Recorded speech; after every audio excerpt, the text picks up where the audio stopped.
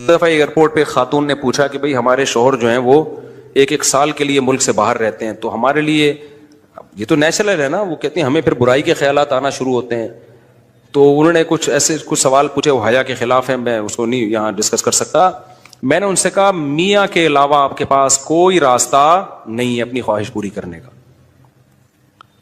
تو وہ کہنے لگے پھر ہم کیا کریں، میاں بھی مجبور ہے. وہ کہہ رہے میں کیسے، اور اپنے ساتھ رکھ نہیں سکتا میاں، کیونکہ جو ہے وہ اس کے پاس اتنی تنخواہ نہیں ہے کہ بیوی کو رکھ سکے.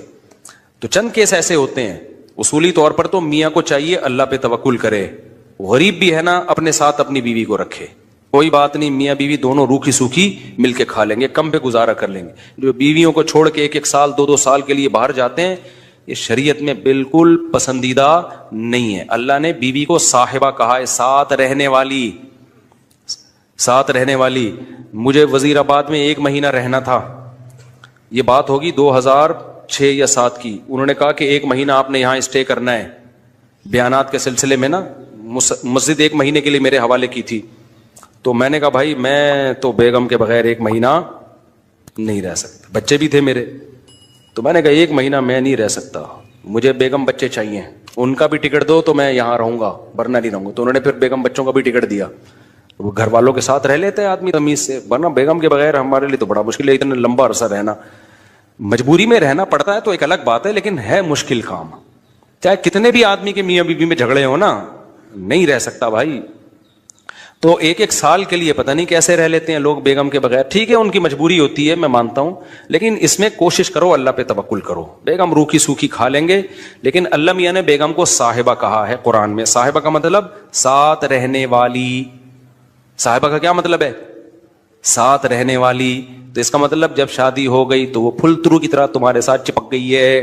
پھول ترو کی طرح اس لیے کہہ رہا ہوں کہ لوگ پسند نہیں کرتے، لیکن اللہ نے اس کو آپ کے ساتھ کیا کر دیا ہے، اب جہاں جاؤ گے بیگم صاحبہ ساتھ ہوں گی. آپ شارٹ ٹائم کے لیے جانے کا الگ بات ہے، لانگ ٹائم کے لیے جانا ہے تو بیگم آپ کے ساتھ اللہ نے بولو چپکا دیے. وہ خود بھی گناہ سے بچے گی، تم بھی گناہ سے بچو گے. تو اس لیے یہ طریقہ ٹھیک نہیں ہے سال کے لیے میاں بیوی کا دور رہنا. اور پھر خواتین بھی پریشان ہوتی ہیں.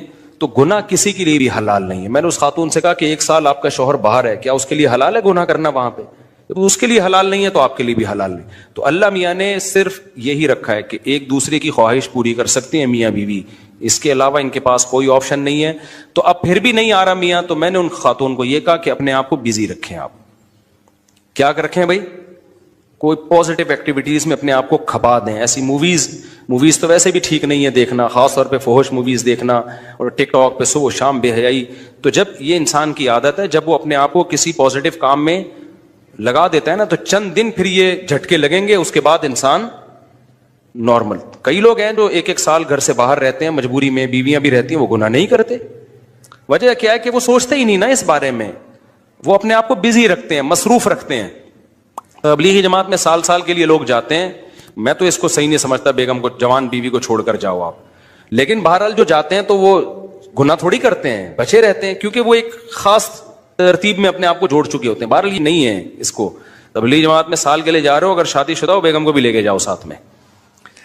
ہم تو یہی کہتے ہیں تبلیغ والوں سے بھی، بھائی اگر سال کے لیے جا رہے ہو نا، تو یہ زمانہ بہت خطرناک زمانہ ہے. حضرت عمر نے جہاد میں نہیں چھوڑا تھا، تو یا اس کے لیے جو ہے وہ ایجڈ ہو گئی ہے، بوڑھی ہو گئی ہے، ایک الگ بات ہے. لیکن آج کل بہت مسائل کھڑے ہونے کا خطرہ ہوتا ہے.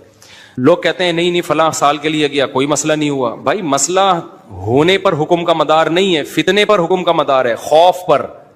بے پردگی جب ہوتی ہے تو